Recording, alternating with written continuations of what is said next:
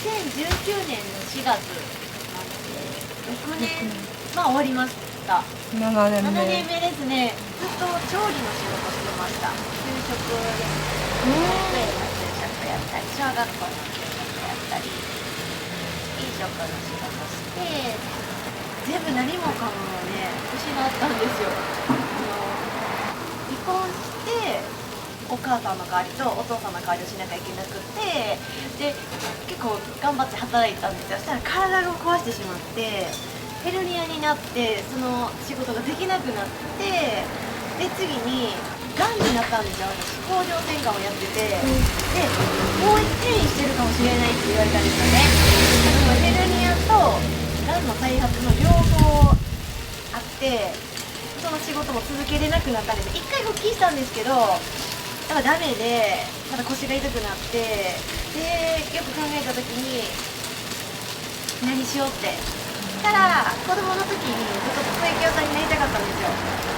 そう小学校の時にやりたさすぎて、近くにたこ焼き屋さんができて4年生の時にバイトしたいですって言ったぐらいやりたいんですよね、こうくるくるをそうたこ焼きはめっちゃ好きで、本当に食べるのも好きだし、焼いてるとこ見るのも好きだしで、夢だったよなって思って、でもういざやってみようと思って、でも本当に大反対です。お父さんとお母さんとかね、もうシングルマザーやし、その不安定な次元無理、絶対無理とか言って言われたんですけど、でも友達とかはいやできるよって言って、背中押してくれる友達がいっぱいいたり、そうなんですよね。開業するにあたってたこ焼き焼けないと意味ないじゃないですか、チェーン店と個人の店と両方アルバイトもさせてもらって修行し、でなんか丸くなっていくのも大好きで可愛くなれ可愛くなれっつって思いながらひっくり返します。私はたこ焼き愛がめっちゃ深くて、買ってくれたらこうお目に立つような気持ちでよかったねって私は焼きにくいんですよね。こうゴチゴチの粉っぽいたこ焼きってあんまり好きじゃなくて、ひっくり返せる極限まで薄める、だしで薄めて、大体の人がね焼きにくいって言います。結構たこ焼き屋さんでバイトしてた子も何回かひっくり返す機会がある、やってみてって言ったら焼けないんですよ。ぐらい結構難しいんですけどね、焼ける人はだから家族しかいないです。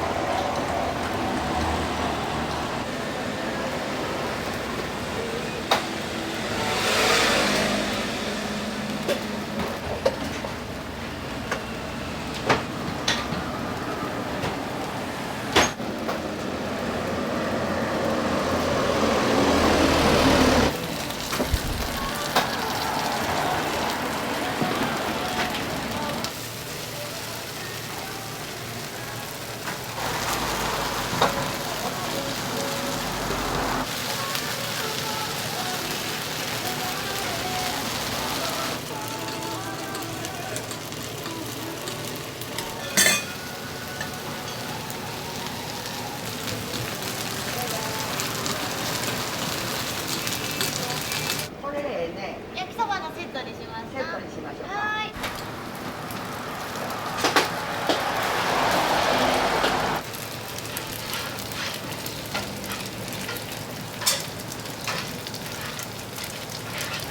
ありがとうね。はい、お先です。すいません。もうほぼ常連さんです。今はまあ大体家での方とか、回数重ねるごとに多くなってくるんですけど、やっぱイベントってそんな毎回いないんで、キッチンカーは初めましての方がいっぱいです。店舗の良さとキッチンカーの良さ両方あります。やっぱり店舗はこう常連さんでアットホームな感じで仲良くなって、今日どうだったよねとか言ってお話できたりするんですけど、でキッチンカーはやっぱり忙しいんであんまりこう喋れないんですが、やっぱいろんな出会いがあるんで。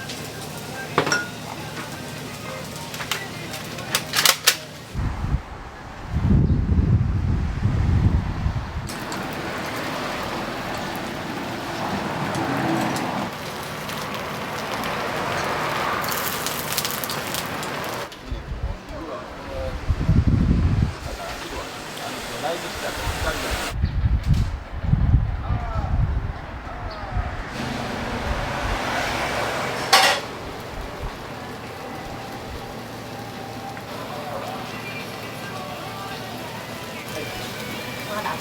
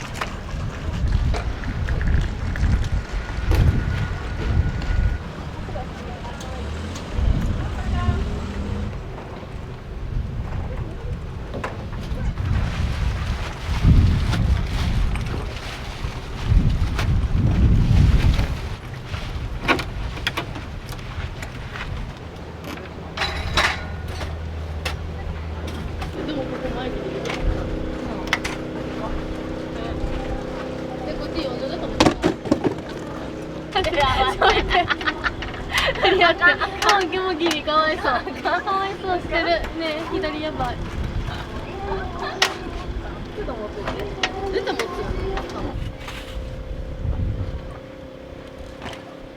それ入れてくれるんで。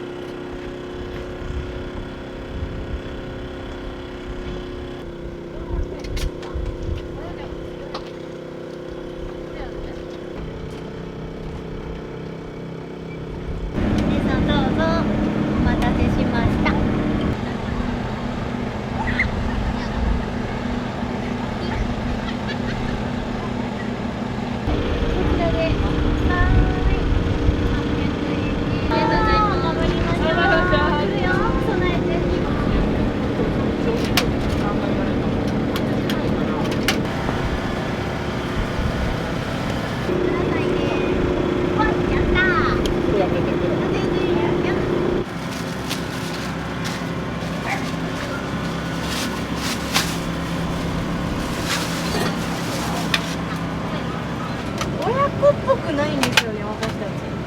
よく言われるのが友達っぽいとか言って結構何でも喋ります。お母さんしてないよな。してる？ちゃんとほんまにやったらあかんこととかのしつけみたいなのはやっぱ心配やったり遅く帰ってきたら放任ではないけど割と自由にさせてるので、あとなんか何でも相談相手になってもらったりとか、こんなことあったなとか、こんな時ママの時どうするとか。こんにちは、覚えてますよ。はい、こんにちは。ちょっとね、はい、レンチ食べるんやったら何いいかなって。すっぴんか岩塩のです。だし醤油が染み込んじゃうんじゃないかな。でも染み込む方も美味しいです。美味しいけどチンした時は分かんないんですけど、冷めたら美味しいのはもう絶対だし醤油とすっぴんです。だし醤油3にしてください。だし醤油3、岩塩にすっぴん2で、すごい。前も洗顔の時めっちゃ大量に買ってるんで。で、お待たせいたしました。ありがとうございます。すいませんね。ありがとう。前お母さんですよね。そうですね。今日は娘。ね、娘ちゃん連れてきました。ああいう髪型が一応モテるんだよ。ごめんなさい。あ、言ってましたね。なんか、カンちゃんと前お話ししましたね。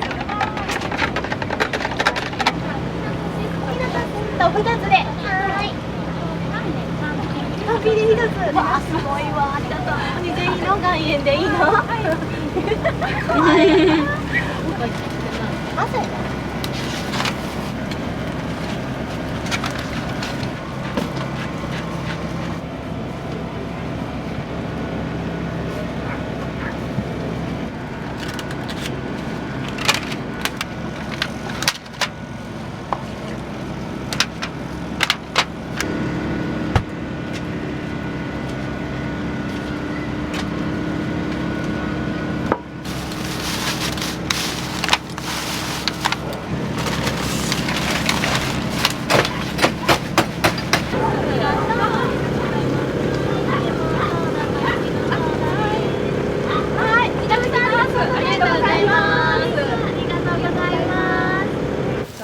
全部こう失った時に自分を見つめ直す時間ができて、小池屋さんもやりたかったな。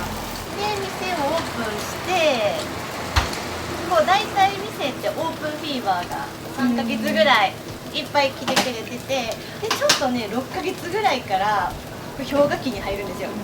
でそこも耐えて、で1年目ぐらいに常連さんもいっぱいいてくれてて、収入も安定してきた時にコロナです。コロナが襲ってきて、本当に目の前に誰も通らなくなったんですよ。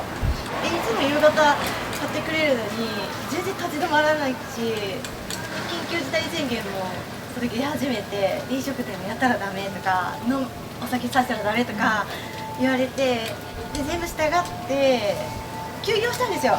うち居酒屋だったんですね、元。なのでそうなった時にいるところに行かないといけないってなった時にキッチンカーですね。キッチンカーをやったり、あと TikTok の配信を始めたり、今両方です。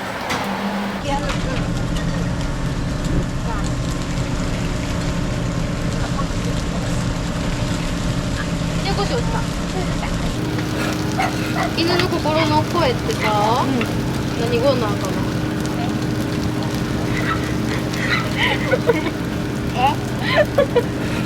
語はないんじゃない？ワンワンだけで頑張って。ソ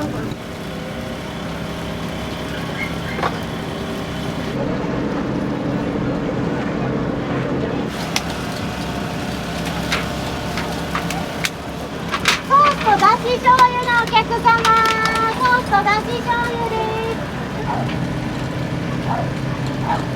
ソースですね。ありがとうございます。はい、ソース1個。はい、600円です。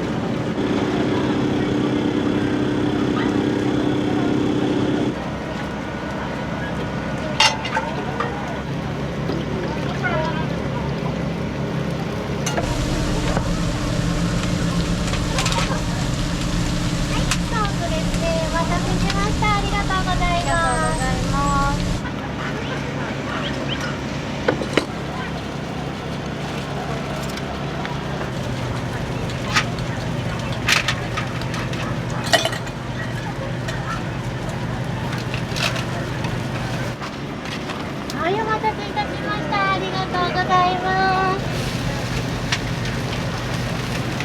中セットのソースですね。ありがとうございます。お待たせしました。こんにちは。は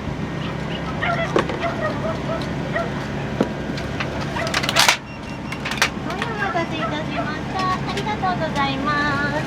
なんか今の時代一本じゃ全然やっていけなくて厳しいですよ。美味しいたこ焼きをいろんな人に食べてほしくて、何回も試行錯誤して、毎日のようにこう家族にたこ焼き食べさせてそう嫌になるぐらい何十軒食べ歩きました。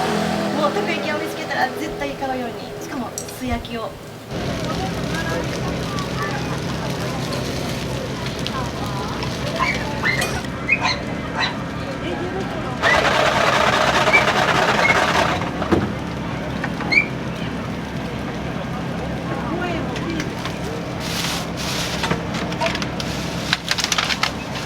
お待たせいたしました。ありがとうございます。ありがとうございます。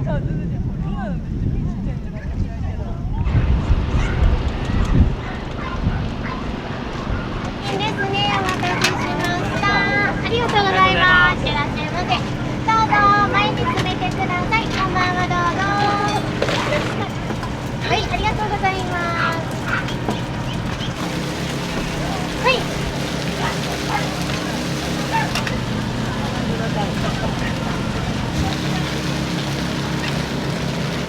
今日はいただくおけるかもしれない。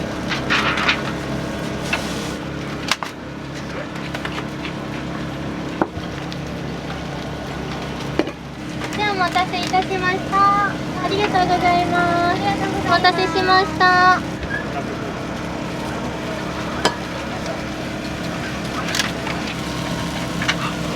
ではお待たせいたしました。ありがとうございます。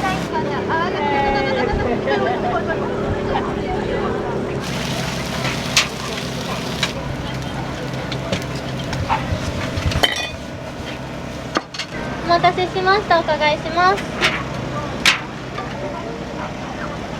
はい。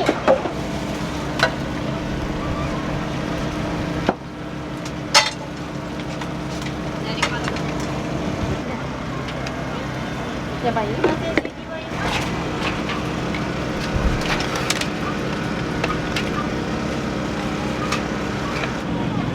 はい、ありがとうございます。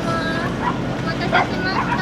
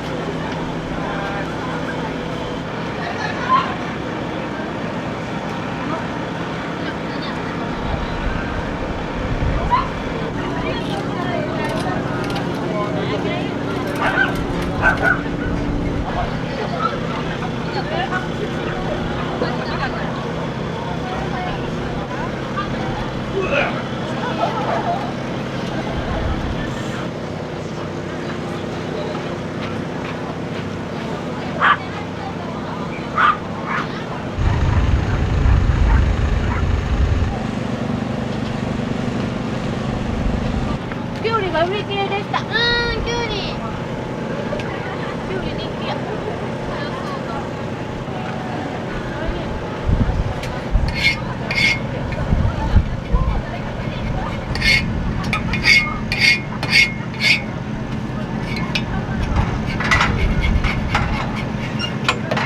たこ焼きソース。一本私の開けた。